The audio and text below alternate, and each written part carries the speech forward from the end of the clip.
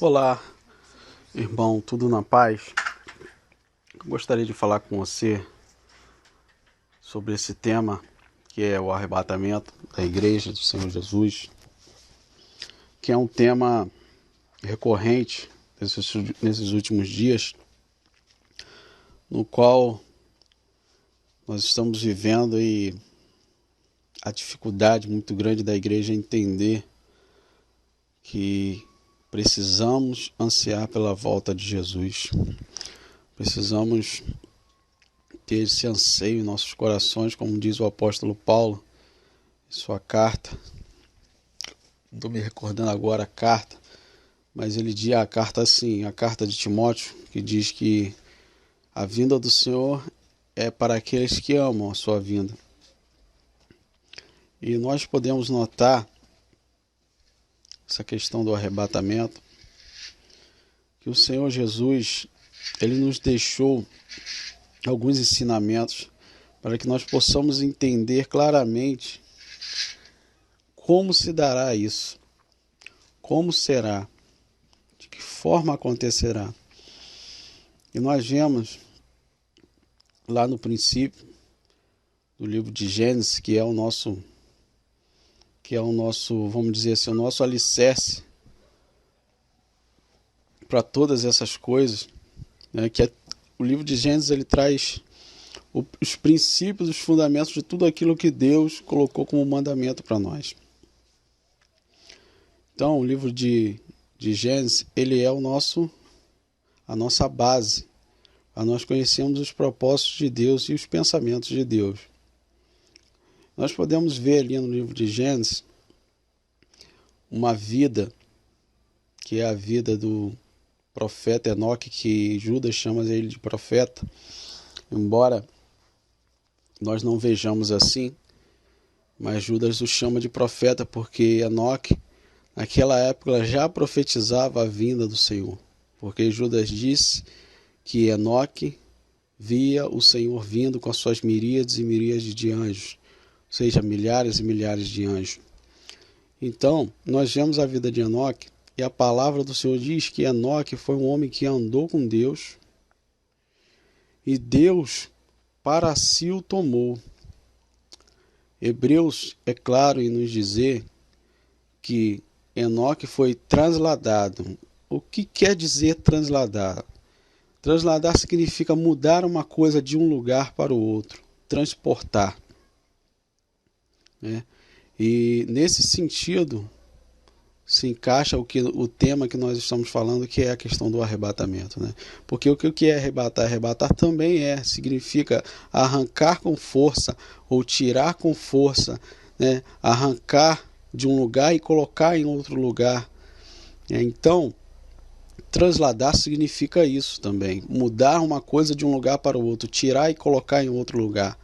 Não sei se os irmãos se lembram, mas a passagem de Colossenses diz assim, que o Senhor, ele nos transportou do reino das trevas para o reino do Filho do seu amor, que é a mesma palavra usada para arrancar com mão forte, retirar com força, né? Então, o Senhor Jesus, ele é claro nesses ensinamentos sobre o arrebatamento. Então, Enoque foi um homem que, segundo a palavra, ele tinha filhos, tinha filhas, tinha esposa, tinha família. E mesmo assim, sendo um homem normal, comum, vivendo as suas dificuldades, a sua vida, de cuidar de filho, de cuidar de esposa, de ter que colocar comida dentro de casa, que talvez naquela época se fosse ainda mais difícil, porque não existiam as facilidades que nós temos hoje, né? Em muitos sentidos. Então, creio que a dificuldade ainda era maior para Enoque, mas a Bíblia diz que Enoque foi um homem que andou com Deus. É uma característica que o Senhor ele frisa muito bem na vida de Enoque, que Enoque era um homem que andava com ele. E por isso Deus para si o tomou, ou seja, Deus o retirou da terra.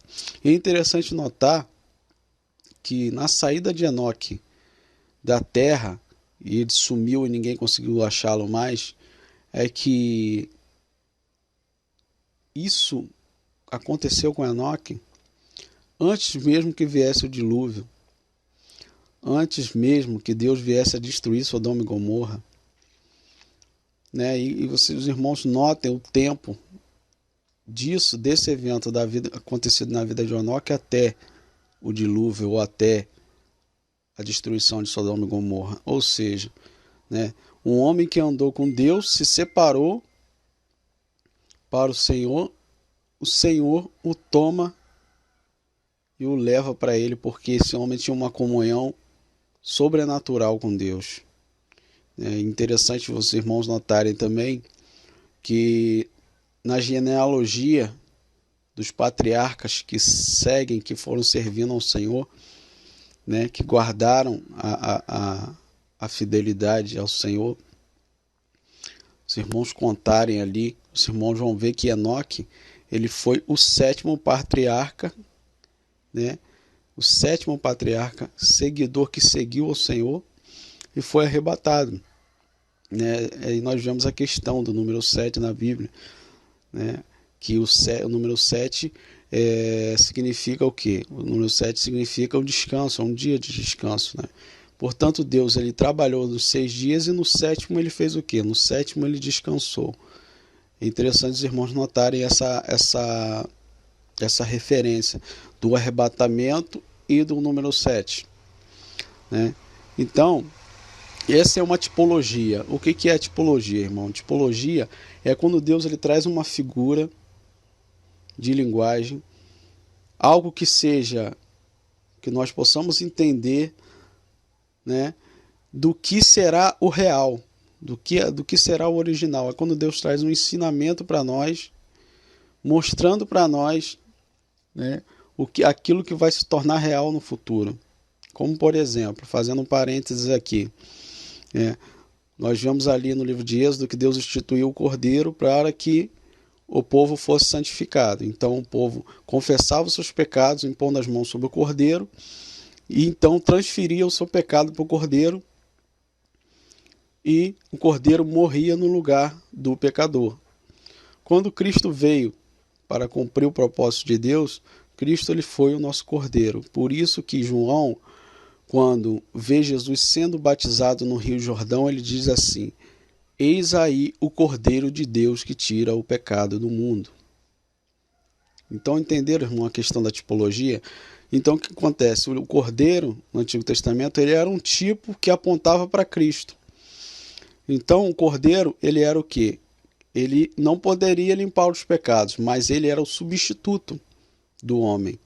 Então, ele substituía. Então, quando veio Cristo Jesus, ele completou toda a obra e nele nós fomos restaurados. Nós fomos restaurados na nossa comunhão com Deus. Amém? Então, voltando ao nosso assunto sobre o arrebatamento, nós podemos notar essas figuras de linguagem que a Bíblia traz para a gente. Essas figuras de linguagem que Deus traz para nos ensinar como será a sua volta, como será a sua vinda, o seu retorno. Mais à frente, os irmãos podem notar, por exemplo, na vida de Ló. Abraão estava andando com Ló, Deus chamou Abraão, né? Deus chama Abraão e Abraão o que faz? Abraão leva Ló com ele. Deus não disse que para Abraão levar Ló com ele, mas Abraão levou. No meio do caminho, desavenças entre os servos de Abraão e os servos de Ló. Então o que Abraão decide? Ló, você escolhe para onde você vai. Se você for para a esquerda, eu vou para a direita. Se você for para a direita, eu vou para a esquerda.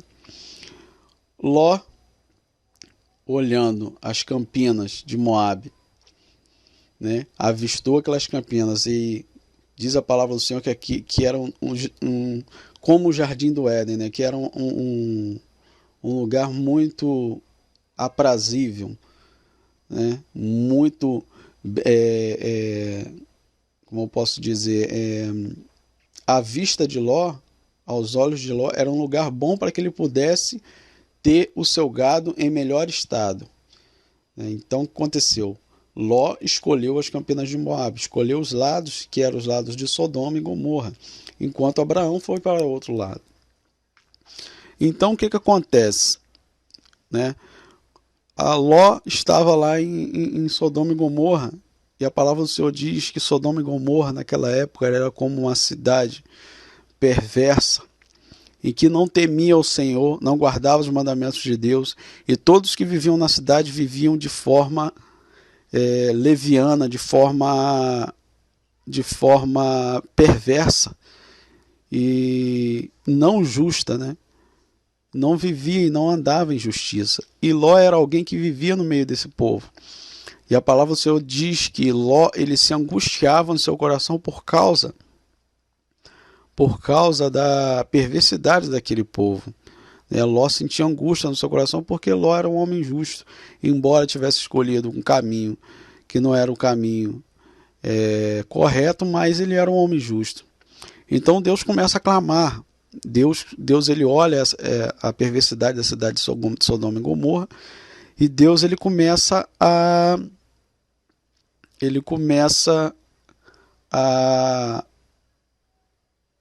falar com Abraão, né? Porque Deus tinha Abraão como seu profeta. E por isso que ele diz assim: poderei eu ocultar alguma coisa no meu amigo Abraão? Então quer dizer, Deus ele tinha Abraão como seu profeta, como seu amigo. E Jesus falando no Novo Testamento, ele diz o seguinte, que para o amigo a gente conta o segredo, né? E Deus ele contava os seus segredos para Abraão. Então, o que acontece? Deus, ele não deixou, ele não tomou uma atitude precipitada em destruir a cidade de Sodoma e Gomorra sem antes que avisasse Abraão que ele iria fazer isso, né? Então, lá no livro de Amós, a palavra do Senhor diz assim: certamente o Senhor Jeová não fará coisa alguma sem antes revelar os seus segredos aos seus servos, os profetas. Portanto, Abraão era um profeta de Deus e Deus estava descortinando para Abraão o que ele iria fazer com a cidade de Sodoma e Gomorra. Deus estava mostrando e estava revelando o seu segredo a Abraão. E com essa revelação de Deus para Abraão, Abraão começa a discutir com o Senhor. Eu digo discutir, mas não é discutir, você sabe o que eu quero dizer. Deus começa a interpelar, Abraão começa a interpelar o Senhor sobre: Senhor, mas se naquela cidade existem 50 justos? Senhor, mas se naquela cidade existem 10 justos, se existem 30, 40 justos, o Senhor vai destruir essa cidade mesmo assim? Não, Abraão. Deus começa a falar: Abraão, se tiver 50 justos, eu não destruo a cidade. Abraão, se tiver 40 justos, eu não destruo essa cidade.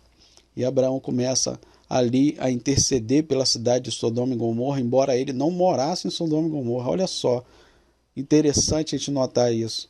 Abraão não morava na cidade de Sodoma e Gomorra, mas Abraão, como um homem de Deus, ele começa a interceder pela cidade de Sodoma e Gomorra, né?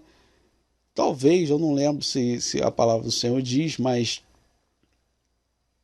provavelmente Abraão sabia que Ló tinha ido para aquele lugar, né? E talvez pensando em Ló, Abraão começa a interceder pela cidade de Sodoma e Gomorra. E talvez a família pensasse assim: pô, se Ló está lá, então se Ló está lá, com certeza tem outros justos por lá também. Então Abraão começa a pedir ao Senhor: Senhor, por amor de 40, por amor de 30, por amor de 10, se houverem 10 justos, Senhor, o Senhor destrói ainda essa cidade? Não, Abraão, se tiver 10 justos na cidade, eu não destruo a cidade.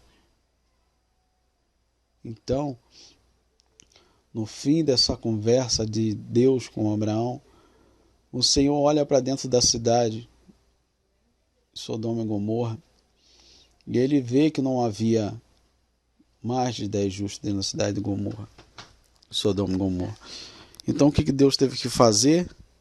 Deus teve que retirar Ló da cidade de Sodoma e Gomorra, para que ela não fosse destruída juntamente com o justo, porque Deus é justo também. Ele não permite que o ímpio e o justo sejam julgados da mesma maneira, na mesma medida. Deus jamais vai fazer isso. Então o que Deus faz? Deus manda os seus anjos retirarem Ló da cidade. de Sodoma e Gomorra. Então os irmãos notem que nesse ensinamento sobre o arrebatamento, Deus ele preserva sempre os seus justos da sua ira. Porque Deus não vai julgar o justo junto com o ímpio. Jamais. Deus não vai julgar. Se as pessoas acham que Deus vai julgar o justo junto da mesma medida, na mesma medida que ele julga o ímpio, as pessoas estão muito enganadas. Deus não faz esse julgamento. Deus é justo e não permite que o justo seja julgado da mesma maneira do que aquele que não tem o temor do Senhor, aquele que não busca ao Senhor. Então o que Deus faz? Usa de misericórdia com a vida de Ló e por amor a Abraão, né, ele retira a família de Ló de dentro de Sodoma e Gomorra. Nós podemos notar nisso, né, que a vida de Ló foi uma vida que ele era um homem justo no seu coração, que ele se angustiava por causa das perversidades daquele povo, né? A forma que aquele povo vivia angustiava a vida de Ló. Então Deus o que faz? Tira Ló com sua família de dentro de Sodoma e Gomorra, com suas filhas, com a sua esposa. Mas os irmãos podem notar uma coisa no arrebatamento, na retirada que o Senhor fez na vida de Ló, de Sodoma e Gomorra, é que quando nós saímos dessa terra, nós não devemos estar olhando para trás. Quando Deus mandou que Ló saísse de Sodoma e Gomorra, Deus deu uma ordem a Ló e sua família, que eles não olhassem para trás. E o que aconteceu? Na saída de Ló com sua família de Sodoma e Gomorra, a esposa de Ló, ela olha para trás, então ela se torna uma estátua de sal, porque ela não obedeceu ao mandamento do Senhor, não obedeceu aquilo que o Senhor tinha ordenado para eles. Então, irmãos, nós podemos notar que Deus, e nós vemos nessas coisas que Deus ele não julga, não vai julgar. Essa terra, quando ele vier julgar essa terra, ele não vai julgar o justo junto com o ímpio, né? E nós podemos notar ainda, irmãos, no livro de Gênesis mesmo, quando Deus manda que Noé prepare a arca, e Deus manda Noé preparar a arca durante 120 anos, Noé ficou ali pregando para aquele povo que haveria o dilúvio, que haveria o dilúvio, que haveria o dilúvio. E aquele povo não via acontecer, não via até então. A palavra do Senhor não relata que houve chuva sobre a terra, nunca houve chuva sobre a terra, né? E a única coisa que nós vemos é que caía um orvalho sobre a terra que umedecia a terra no livro de Gênesis, capítulo, se eu não me engano, 1. Então, havia apenas um orvalho que molhava a terra. E aquele povo ainda não tinha visto chuva em abundância. Então Noé, pregando para aquele povo, dizia que haveria o dilúvio, por isso que eles estavam construindo a arca. E o que acontece conosco hoje, irmãos? Nós estamos falando, nós estamos pregando que Jesus vai voltar, que Jesus vai voltar, Jesus vai voltar. E o povo da terra ele não está acreditando, ele está indiferente a essas coisas.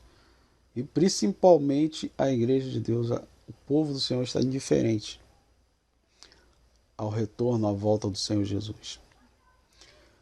Então, na construção da arca, quando faltava apenas uma semana para o dilúvio, Deus manda que Noé entre na arca. Noé entra na arca. O Senhor, ele deixa a porta da arca aberta ainda por uma semana para que aqueles que quisessem entrar pudessem ter essa oportunidade. Noé entra na arca e Deus fecha a arca depois de uma semana e cai o dilúvio. nós podemos, que ensinamento nós podemos retirar dessas coisas, irmão? Podemos ver que Deus levou para dentro da arca Noé e sua família, levou os animais, um de cada espécie, e lá dentro da arca, Deus não mandou que eles não saíssem mais. Deus havia preparado para eles um lugar. Irmãos, Deus preparou para nós um lugar. Jesus disse assim: eu vou para o Pai e eu vou preparar moradas para vocês. Vou preparar moradas. E Deus, Ele tem a sua morada pronta para nós. Então, o que aconteceu? Noé entrou na arca. Eles não perceberam, não notaram quando Noé entrou na arca. A palavra do Senhor relata que eles não notaram que Noé entrou na arca. E a porta se fechou após uma semana. Nós sabemos que o arrebatamento vai acontecer, e ele acontece antes que a ira do Senhor venha se derramar sobre a terra. E a ira do Senhor, como nós sabemos, Deus não julga nós juntamente com o ímpio. A ira do Senhor, que nós falamos que é a retirada do seu povo, ele retira o seu povo e ele derrama sua ira sobre aqueles que não seguem os seus mandamentos. E a última semana de Daniel justamente é isso.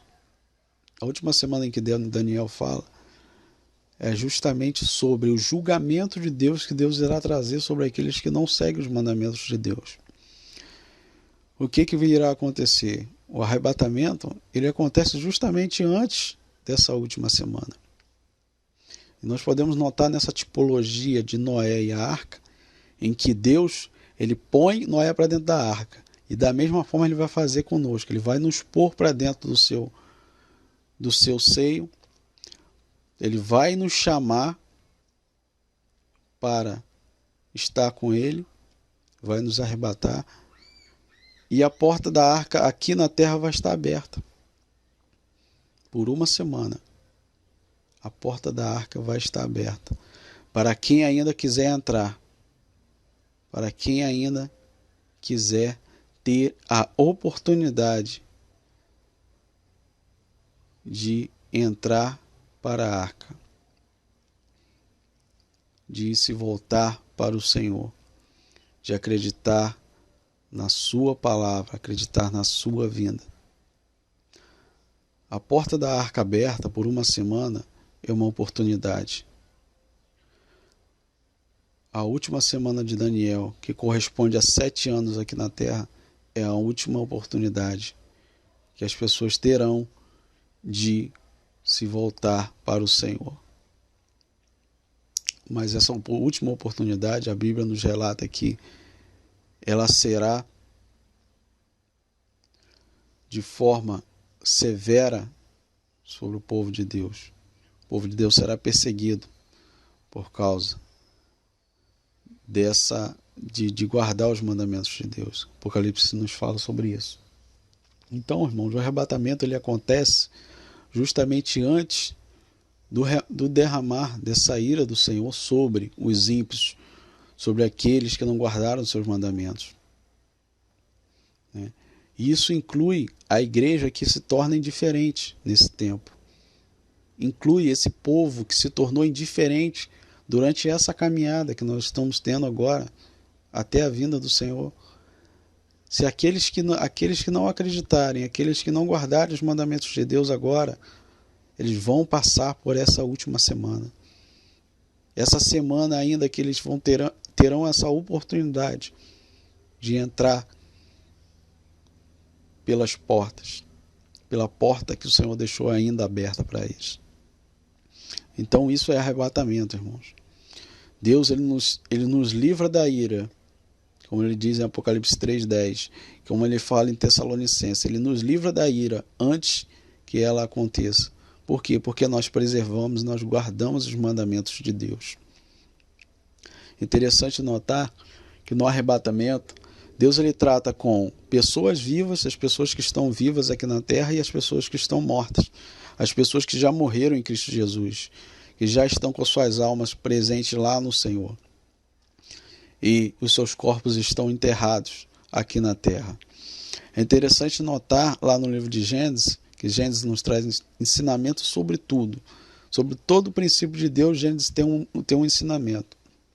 Então, nós vemos lá quando José estava no Egito, e José passou anos no Egito, governador do Egito. Deus fez uma promessa ao povo de Israel, fez uma promessa a Abraão dizendo que depois de 400 anos ou de 430 anos, Deus iria tirar o povo do Egito, com mão forte como fez, né?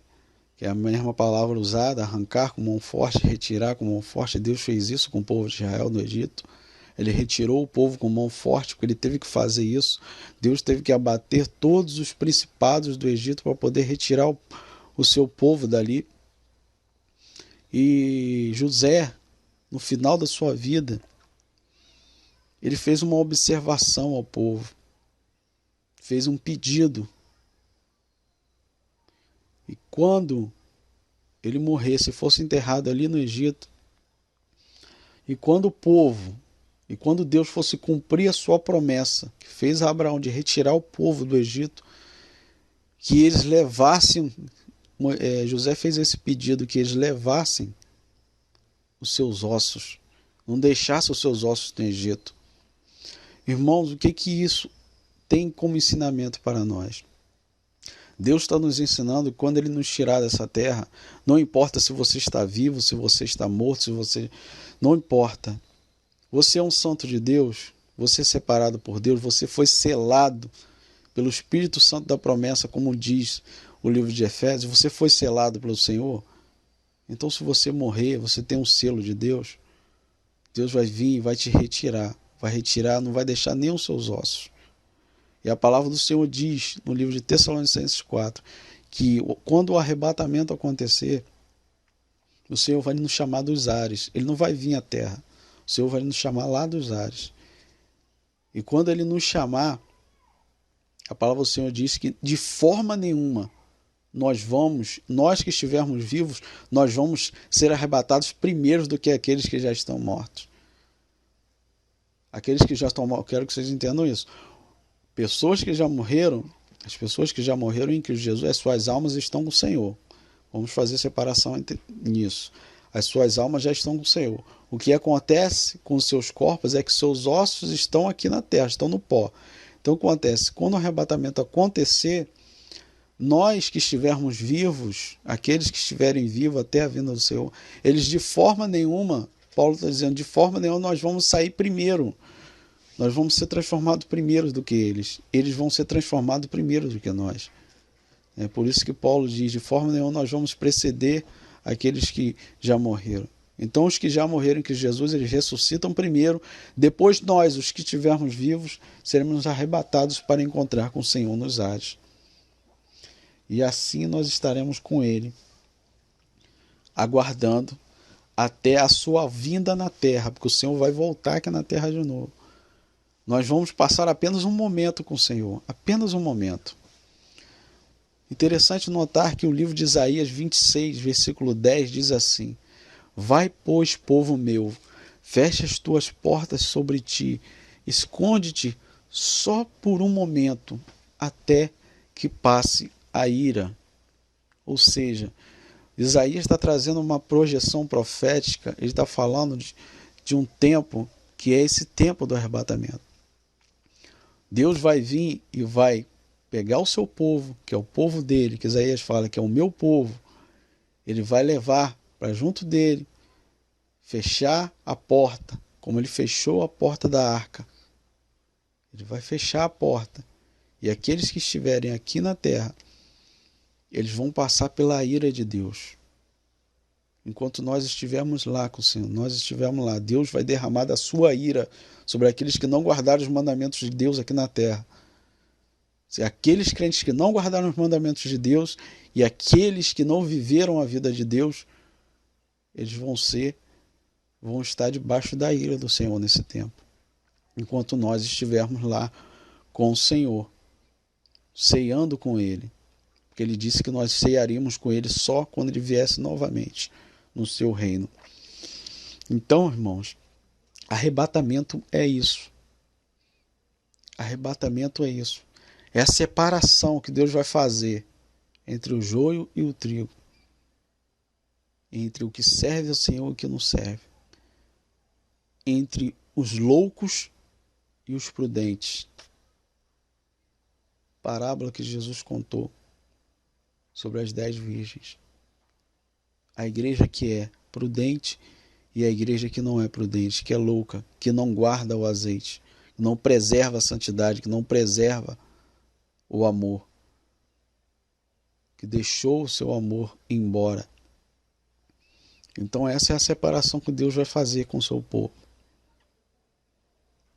Deus vai separar os seus eleitos para estar com Ele. Então é isso que o livro de Gênesis nos mostra. A tipologia, ela é isso. É um ensinamento de Deus de algo que Ele vai fazer conosco. Ensinamento que Ele vai fazer conosco lá no passado. Esse ensinamento está lá.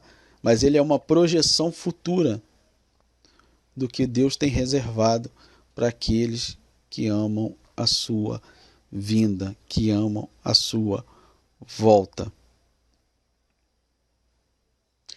Então, irmãos, isso fica para nós como um ensinamento. Isso é um ensinamento de Deus para nós.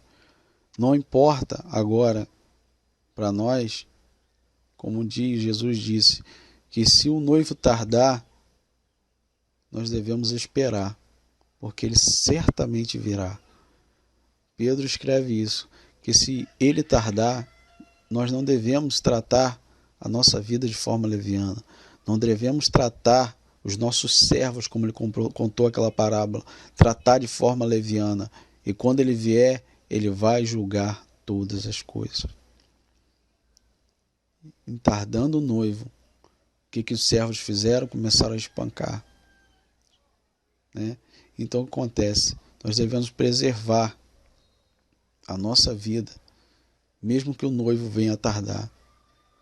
Nós devemos esperar com anseio em nossos corações, dando a Ele aquilo que Ele merece, porque o Senhor é digno de receber. E o arrebatamento da igreja acontecerá. Se tardar, nós devemos esperar, porque certamente virá. É essa mensagem que eu tenho para deixar para os irmãos, para você que está me ouvindo, e que Deus possa te abençoar e trazer ainda mais revelação da vontade, do amor, da paz, da esperança que o Senhor tem reservado para nós. Paulo escreve sobre isso, dizendo que nem olhos viram, nem ouvidos ouviram, nem penetrou no coração, na mente do homem, aquilo que Deus tem preparado para cada um de nós. Então nós devemos esperar, aguardar nele, porque nossos olhos hão de contemplar o Senhor em toda a sua santidade. Contanto que nós venhamos a ser santos, como ele fala no livro de Hebreus, porque sem santificação ninguém verá ao Senhor. Grave isso na sua mente. Sem santificação ninguém verá a Deus. Tessalonicenses diz assim: pois esta é a vontade de Deus, a vossa santificação, que você venha se abster, abandonar toda a prostituição, toda a iniquidade, todo o mau pensamento e prosseguir para o alvo, que é Cristo. dessa forma, vivendo de forma digna, nós temos a possibilidade de contemplar o Senhor em toda a sua santidade. Que Deus possa abençoar a sua vida. Fique na paz do Senhor.